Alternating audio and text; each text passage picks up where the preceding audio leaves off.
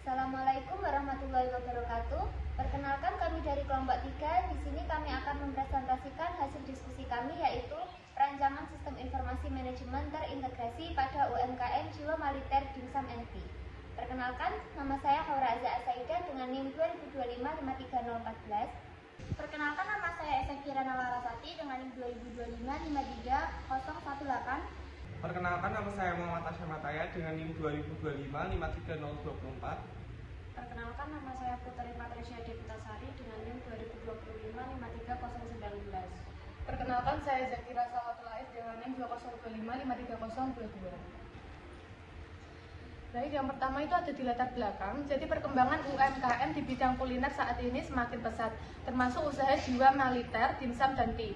Namun, pengelolaan data seperti transaksi penjualan, stok barang, dan laporan keuangan masih dilakukan secara manual. Kondisi ini dapat menyebabkan kesalahan pencatatan, kehilangan data, serta keterlambatan dalam pengambilan keputusan. Oleh karena itu, diperlukan perancangan sistem informasi manajemen yang terintegrasi untuk mengelola penjualan, persediaan, keuangan, dan sumber daya manusia secara lebih efektif dan efisien, sehingga dapat mendukung perkembangan usaha di masa depan. Untuk profil organisasinya, jadi usaha yang sedang kita teliti itu ada di nama Jiwa Militer Dimsum dan Tea. Untuk tahun berdirinya itu di tahun 2024. Bidang usahanya di bidang kuliner, untuk produk utamanya di dimsum dan tea. Pemilik usahanya itu Bapak Dani dan Ibu Ranti. Selanjutnya ada di permasalahan yang terjadi di usaha ini. Jadi yang pertama itu ada di pencatatan transaksi yang masih manual. Seluruh transaksi penjualan masih dicatat secara manual menggunakan buku catatan. Cara ini meningkatkan risiko kesalahan pencatatan, kehilangan data, serta menyulitkan pencarian riwayat transaksi. Terus yang kedua itu ada pengelolaan stok belum terintegrasi. Pengawasan stok masih dilakukan secara manual, sehingga jumlah persediaan tidak dapat dilakukan atau diketahui secara real time. Akibatnya sering terjadi keterlambatan dalam pengadaan bahan baku maupun produk. Terus yang ketiga ada di ketidaksesuaian data keuangan. Pencatatan keuangan yang dilakukan secara manual berpotensi menyebabkan perbedaan antara data penjualan, pembelian, dan saldo keuangan. Kondisi ini membuat proses pengawasan dan evaluasi keuangan menjadi kurang akurat. Terus yang terakhir ada di penyusunan laporan kurang efisien. Laporan penjualan, persediaan, dan keuangan masih disusun secara manual sehingga membutuhkan waktu yang lebih lama. Proses ini juga meningkatkan kemungkinan terjadinya kesalahan dan rekapitulasi data. Selanjutnya adalah pemodelan proses sistem. Di sini ada konteks diagram, DFD level 0 dan juga DFD level 1. Pada konteks diagram itu menggambarkan interaksi antara sistem dengan entitas luar yang terlibat. Di sini entitas yang terlibat itu ada pelanggan, karyawan, supplier, dan juga pemilik usaha. Kemudian pada DFD level 0 terdapat 3 proses utama, yaitu yang pertama pengelolaan transaksi, pengelolaan stok, dan juga pengelolaan laporan. Selanjutnya pada DFD level 1, proses 1, subproses yang terdapat pada level 1, proses 1 itu adalah penerimaan pesanan, validasi pesanan, proses pembayaran, pencatatan transaksi, dan juga pembuatan struk. Nah, jadi ini adalah gambar dari konteks diagram. Output yang dikeluarkan dari sistem utama ini adalah struk transaksi, informasi stok, laporan penjualan, dan juga laporan keuntungan. Selanjutnya ini adalah gambar dari DFD level 1. Pada DFD level 1 ini tadi terdapat 3 proses, yaitu pengelolaan transaksi, pengelolaan stok, dan juga pengelolaan laporan. Nah, data yang masuk ke dalam proses pengelolaan transaksi ini nantinya akan disimpan pada data store 1, yaitu data transaksi. Kemudian data yang masuk ke dalam proses pengelolaan stok nantinya akan disimpan kepada data store yang kedua, yaitu data stok. Kemudian ini adalah gambar dari DFD level 1. Jadi hasil akhirnya itu nanti data transaksi akan tersimpan ke dalam database.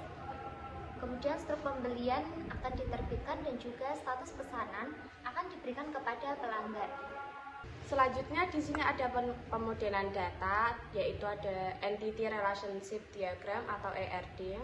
Jadi ERD digunakan untuk menggambarkan struktur database dan hubungan antar data pada sistem informasi manajemen jiwa militer Dimsum dan T.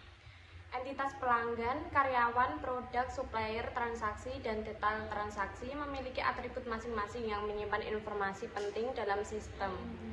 Selanjutnya, pelanggan melakukan transaksi pembelian, karyawan melayani transaksi, produk tercatat dalam detail transaksi, dan supplier menyediakan produk yang digunakan dalam operasional usaha.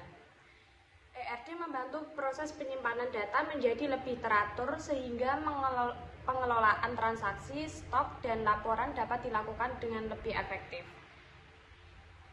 Di sini gambaran ERD atau Entity Relationship Diagramnya. Yang pertama ada pelanggan yang memiliki atribut alamat, nomor HP, ID pelanggan, nama, tanggal daftar.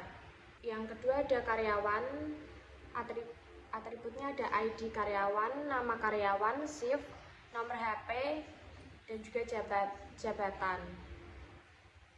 Yang selanjutnya ada transaksi, atributnya ada ID transaksi, tanggal, total harga, dan juga metode bayar. Untuk selanjutnya ada detail transaksi, yaitu ada ID detail, harga satuan, subtotal, dan juga jumlah.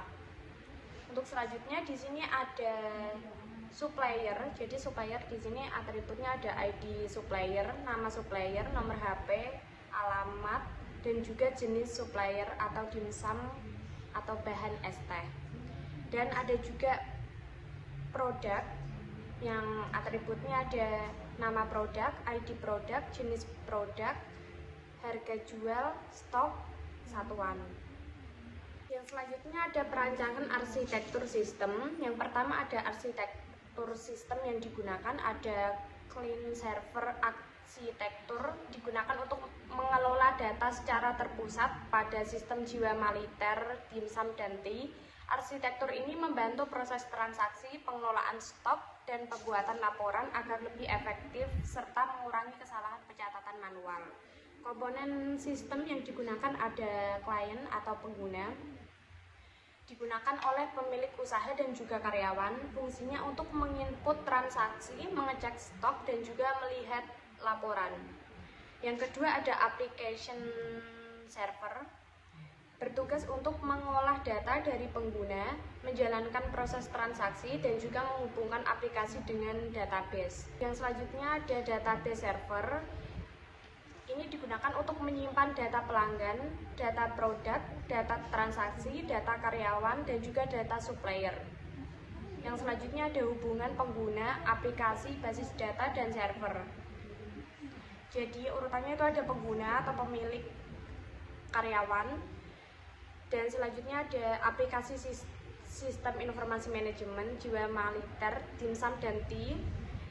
Yang selanjutnya ada application server. Terus selanjutnya ada database server, dan yang terakhir ada data sistem. Alur hubungan sistem, pengguna memasukkan data melalui aplikasi. Data tersebut diproses oleh server, kemudian disimpan ke database. Informasi yang tersimpan dapat digunakan kembali untuk melihat laporan dan membantu pengambilan keputusan. Dan yang selanjutnya ada mekanisme aliran data dalam sistem. Mekanisme aliran data sistem ada input, jadi karyawan memasukkan data transaksi penjualan dan juga data produk dan stok diperbarui. Untuk prosesnya, sistem menghitung total pembayaran, mencatat transaksi, dan juga mengurangi stok produk secara otomatis. Dan untuk penyimpanan, data transaksi, pelanggan, produk, dan stok disimpan dalam database. Dan yang terakhir ada output. Jadi sistem menghasilkan informasi seperti laporan penjualan, informasi stok produk, dan juga riwayat transaksi. Dengan adanya rancangan sistem ini, pengelolaan usaha dapat lebih efektif karena data tidak lagi bergantung pada pencatatan manual yang sebelumnya menjadi kendala dalam operasional usaha. Selanjutnya ada perancangan antarmuka pengguna atau user interface. Di halaman pertama ini ditampilkan adalah halaman login. Halaman ini berfungsi sebagai proses autentifikasi agar hanya pengguna yang memiliki akses yang dapat masuk ke dalam sistem. Di halaman ini terdapat beberapa fitur, yaitu ID operator, input password, tombol login, fitur menampilkan atau menyembunyikan password, opsi mengingat sesi login, dan fitur lupa sandi. Dengan adanya halaman login ini, keamanan data perusahaan dapat lebih terjamin karena akses sistem dibatasi hanya untuk pengguna yang berwenang. Setelah berhasil login, pengguna akan diarahkan ke halaman dashboard. Dashboard merupakan halaman utama yang menampilkan ringkasan informasi bisnis secara real time atau secara langsung. Informasi yang ditampilkan meliputi total pendapatan bulanan, jumlah inventaris aktif, jumlah pelanggan, total transaksi, grafik, penjualan mingguan, serta notifikasi stok yang tersedia. Tujuan dashboard adalah untuk memberikan gambaran kondisi bisnis secara cepat, sehingga pemilik usaha dapat mengambil keputusan dengan lebih mudah dan cepat. Selanjutnya adalah form input data yang digunakan untuk mengolah seluruh data produk. Data yang dimasukkan meliputi kode produk, nama produk, kategori produk, harga, stok, dan gambar produk jika diperlukan. Selain itu, tersedia beberapa fitur tambahan seperti edit, hapus, pencarian, dan juga filter kategori sehingga pengelolaan inventaris menjadi lebih praktis dan data produk selalu diperbarui. Selanjutnya ada halaman laporan. Halaman laporan digunakan untuk menampilkan hasil rekap transaksi penjualan yang dilakukan. Di dalamnya terdapat informasi total pendapatan, rata-rata transaksi per hari, jumlah transaksi, grafik perkembangan penjualan, dan juga filter berdasarkan tanggal maupun bulannya. Laporan ini juga dapat dicetak melalui bentuk PDF atau Excel, sehingga memudahkan proses dokumentasi dan analisis bisnis. Selanjutnya ada menu administrasi.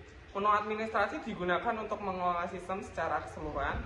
Fitur yang tersedia meliputi manajemen pengguna, pengaturan hak akses, pengelolaan data bisnis, backup dan restore database, serta monitoring aktivitas melalui log system. Menu ini sangat penting untuk menjaga keamanan data dan juga memastikan seluruh sistem berjalan sesuai kebutuhan masing-masing. Pada tahap ini, kami merancang infrastruktur yang dibutuhkan agar sistem dapat berjalan dengan lancar. Perangkat yang digunakan meliputi laptop atau komputer, smartphone, modem atau wifi, serta UPS sebagai cadangan listrik. Untuk software yang digunakan yaitu Windows 10 atau 11, Microsoft Excel atau Google Sheet, aplikasi pos, Google Drive, dan browser. Sedangkan pada jaringan, sistem menggunakan koneksi Wi-Fi, penyimpanan cloud, serta smartphone dan laptop yang saling terhubung sehingga memudahkan komunikasi dan pertukaran data. Selanjutnya ada keamanan sistem. Keamanan sistem menjadi hal yang sangat penting untuk menjaga data tetap aman. Setiap pengguna harus login menggunakan akun dan password masing-masing. Selain itu, hak akses pengguna dibatasi sesuai tugasnya. Password juga perlu diganti secara berkala agar lebih aman. Data akan di-backup ke cloud dan dilakukan backup mingguan untuk menghindari kehilangan data. Selain itu, perangkat juga dilengkapi antivirus sebagai perlindungan dari virus malware. Selanjutnya ada tahapan implementasi dan jadwal. Dalam penerapan sistem terdapat beberapa tahapan, yaitu dimulai dari persiapan, migrasi, data, pelatihan pengguna, uji coba, implementasi, hingga monitoring. Jadwal pelaksanaannya dibagi menjadi 4 minggu. Di minggu pertama untuk persiapan dan input data, minggu kedua untuk pelatihan data uji, yang minggu ketiga untuk implementasi, dan minggu keempat untuk evaluasi. Sumber daya yang dibutuhkan meliputi pemilik dan 4 karyawan, laptop dan smartphone, koneksi internet, serta biaya operasional. Selanjutnya di sini ada pelatihan, pemeliharaan, dan kesimpulan. Setelah sistem diterapkan, dilakukan pelatihan kepada pengguna agar mampu mengoperasikan sistem dengan baik, Pelatihan meliputi pengenalan sistem, input transaksi, pengelolaan stok, simulasi, penggunaan, dan pendampingan. Selanjutnya dilakukan pemeliharaan secara rutin seperti pemeriksaan data, backup data, pembaruan aplikasi, dan perbaikan sistem jika diperlukan. Kesimpulannya, penerapan sistem ini dapat membantu digitalisasi pencatatan transaksi, mempermudah monitoring stok secara otomatis, mempercepat pembuatan laporan, serta meningkatkan efisiensi operasional. Sekian presentasi dari kelompok kami. Mohon maaf bila ada salah kata. Wassalamualaikum warahmatullahi wabarakatuh.